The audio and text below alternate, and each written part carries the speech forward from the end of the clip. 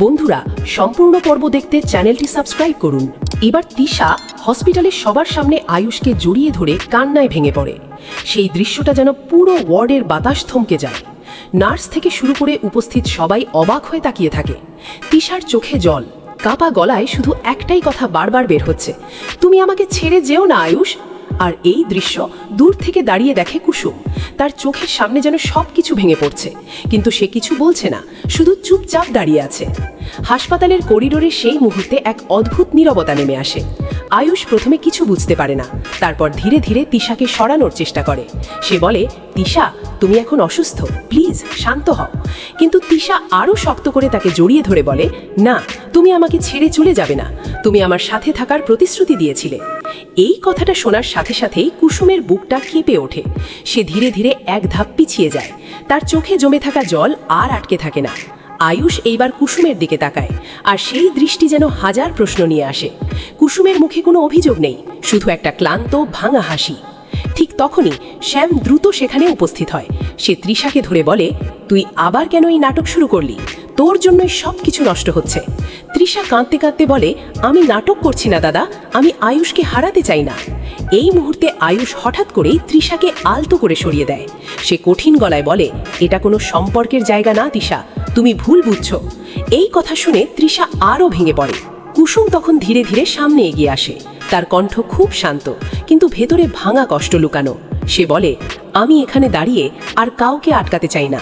আয়ুষ, তোমার যদি সত্যিই কোথাও যাওয়ার থাকে তুমি যেতে পারো। আয়ুষ চমকে যায়। সে বলে, তুমি কি বলছো কুসুম? কুসুম চোখ নিচু করে বলে, আমি ক্লান্ত আয়ুষ, এই সম্পর্ক, এই দোষারোপ, এই টানাপোড়েন আমি আর পারছি না। হঠাৎ তিশা চিৎকার করে বলে, তুমি চলে যাবে কেন? তুমি তো জানো আয়ুষ আমার। এই কথায় পুরো করিডোর থমকে যায়। কুসুম ধীরে ধীরে মাথা তোলে। তার চোখে এবার কোনো ভয় নেই। সে বলে, না তিশা, কেউ কারো না, মানুষকে মালিকানা দিয়ে রাখা যায় না। এই সময় শ্যাম হঠাৎ কুসুমের দিকে আঙুল তুলে বলে, এই তো আসল মুখ, তুমি এতদিন নাটক করছিলে। কিন্তু আয়ুষ এবার শ্যামের দিকে তাকিয়ে বলে, চুপ করো শ্যাম, আজ আর না। আয়ুষ ধীরে ধীরে কুসুমের সামনে এসে দাঁড়ায়। তার চোখে দ্বিধা আর যন্ত্রণার মিশ্রণ। সে বলে, তুমি সত্যিই চলে যেতে চাও? কুসুম কোনো উত্তর দেয় না, শুধু তার চোখের দিকে তাকিয়ে থাকে। ঠিক তখনই হসপিটালের সাইরেন বেজে ওঠে।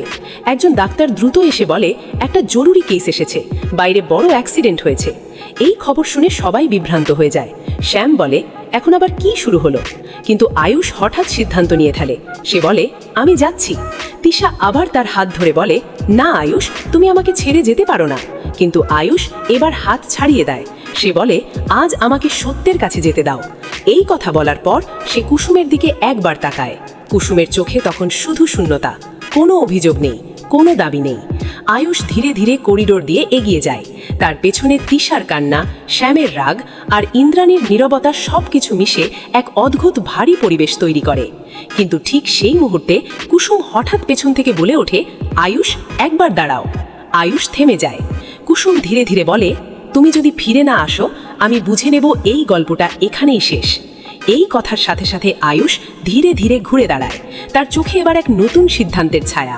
আর সেই মুহূর্তে গাঙ্গুলি পরিবারের এই সম্পর্কের জটিলতা আরও এক নতুন অন্ধকার সত্যের দিকে এগিয়ে যায়, যেখানে ভালোবাসা, দায়িত্ব আর ত্যাগ একসাথে সংঘর্ষে লড়ছে।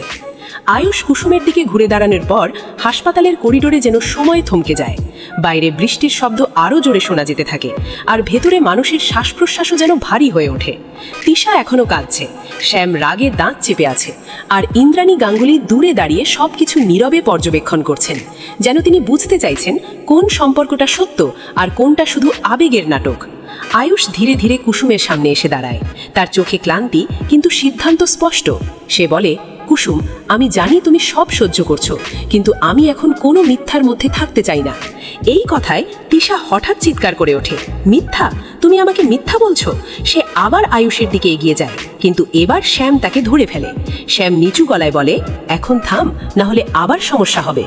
কুসুম ধীরে ধীরে চোখ তুলে আয়ুষের দিকে তাকায়। তার কণ্ঠ শান্ত, কিন্তু ভেতরে ভাঙা। সে বলে, তুমি যদি সত্যিই ক্লান্ত হও